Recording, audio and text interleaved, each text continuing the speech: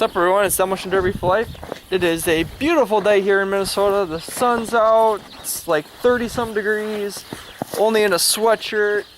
A little snow on the ground yet, but today we are going to do an aftermath video of a subscriber's derby car. And also we're going to talk about what's happening to one of my subscribers' van. Well, technically vans, but yeah.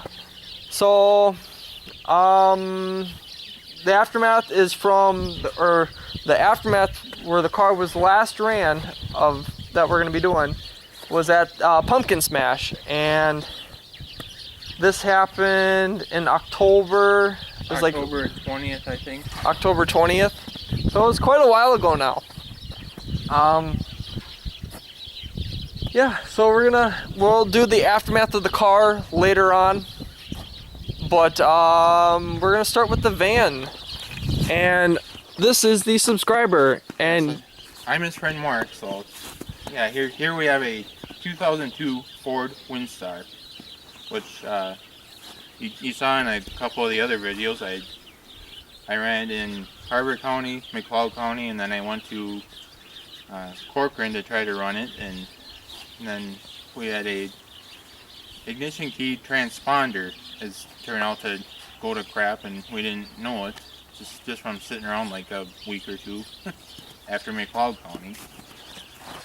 So yes, this van here is gonna be on its way to the scrapyard. So we decided not to fix it up and run it again. So. And if I remember correctly, this motor in the van has a really bad knock. It does, yeah. So that is another reason why you're not going to put any more time into fixing it just because it has a really bad knock. Basically, yes. Okay.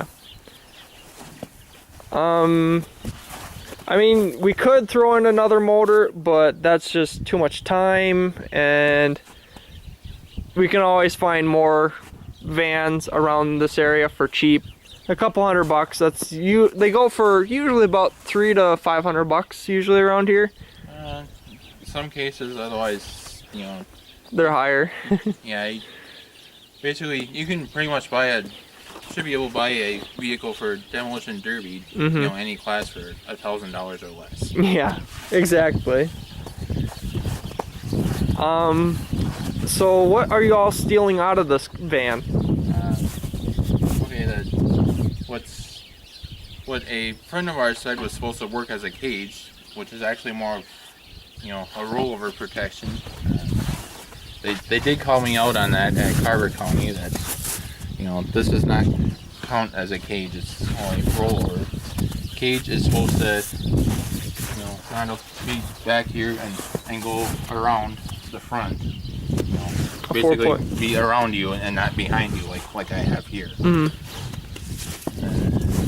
Obviously the fire extinguisher, gas tank's gonna come out. The battery in the battery box is gonna come out, along with all the hose that you see laying there. Try to get that red hose. I'll probably save the windshield bar because I can definitely use that on something else. I'm gonna see about trying to get these vehicles crushed before I haul them off the scrap, just because it's gonna be full of stuff, and it'd be nice to have it crushed if we can. Are you gonna save any rims or anything like that? The tires and rims are all gonna come off. So. Okay. Got a little lean to it. Yeah, this is somebody else's chain that I should probably take back to him. But yeah, this happened at McLeod County. Demolition Derby for Life and I were kind of in the same area to start with, when the heat started, and then we kind of touched each other, and then other guys in the class came over and just started clobbering on both of us with especially me, you know, and one or two vehicles is all it took for this passenger door to go in and start putting with the battery box there. I mean, it didn't get there, but It was close. It was definitely very close. it was not smashed in this much after Carver County.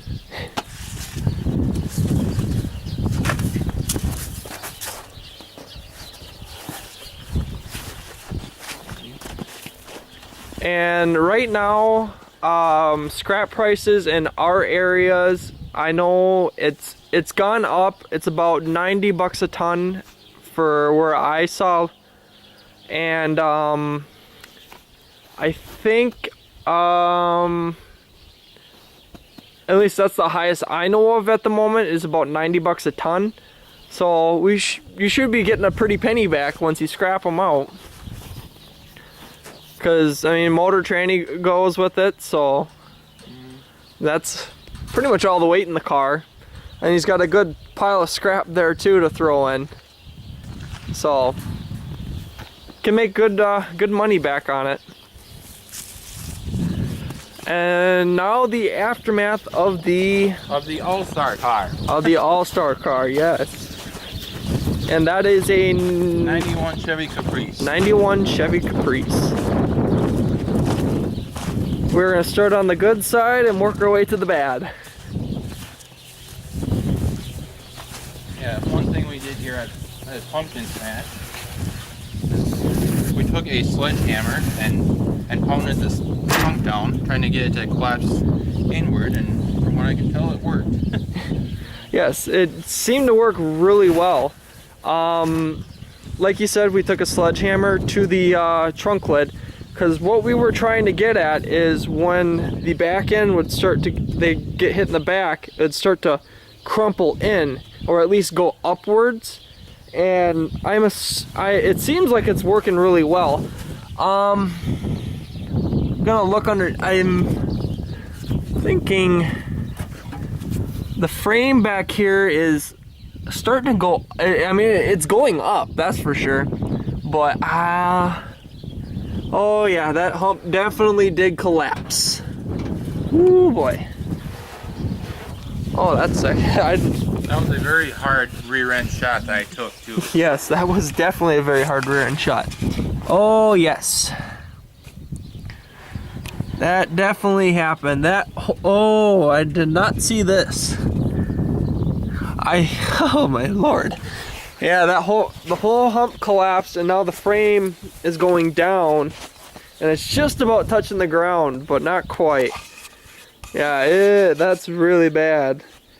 Yeah, it's the first chance we've had to really look at this car since Pumpkin Smash. Yes, this is the first time that I've actually gotten to really look at it after the heat. And yeah, otherwise the driver's side here is pretty much untouched. Both doors are still factory stock. yes. That most guys would say that is not fixable, but I say different. I bet you I could fix that. I mean, it won't look the prettiest, but it would.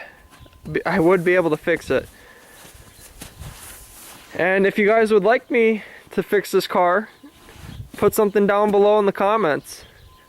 Motor runs, transmission's iffy, that I remember. Yeah, we did have trouble again keeping it running at Pumpkin Smash. Yes, yeah, it was difficult keeping it running, which that's part of why I got clobbered over there. I think it's fuel injection issues, but I could be wrong. I'm not exactly sure, but I mean we'll see. We're gonna come around this side now. What took you out at Pumpkin Smash? Basically, like I say, I basically got clobbered. But you know, I started to turn up to hit somebody, and then it ended up dying out on me. And then one car came along, blocked me off up in the front corner up there, and then they all came off to the side of me and started hitting me in the side, and And then there was a nasty rear end shot that I said talked about earlier, and then just like that, I was out. Yeah. And then their red flag came out, and then I was able to climb out of the car pretty much unharmed. So that was the good side of it. This side the frame is straight, but the body is pushing down. So, I mean, that's something a skid steer is good for, is you just take it and kind of push everything back together, pull it up. I mean, it's going to be a little work to get it all back together, but... There might be a little separation there. I just saw. Yeah. As you can see right down in there. Kind of rusty and starting to separate. Mm-hmm. Did not see that before. Definitely quite a few good shots on this side. It is very beat up. From what I can tell, the front frame is straight yet. The frame horns look fine. Bumper's holding up really nice. This is a factory bumper. Tire went flat at pumpkin smash. Yep, tire is definitely flat. Radiator's junk. Yep, the rad the rad might be good yet. Well, it's not holding water as of now.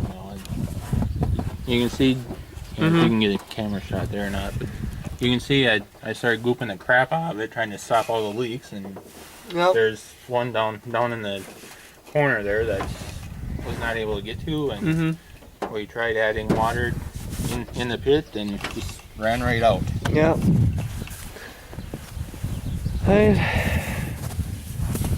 This car definitely has had a tough life. That's for sure. This car has how many runs on it? 3 runs now, including 3 runs. Pumpkin Smash. So it ran at Carver County Fair. And then Buffalo, and then Pumpkin Smash. Buffalo, then Pumpkin Smash. 3 runs. Yeah, Carver County, I did see from the video footage that you'll see that I did take a shot right here at first, which I did not realize until I saw the video. But yeah, the only shots I remember were on the passenger side that day. You'll see in the Chainstock Carver County Fair video, I did take a shot up in the front here.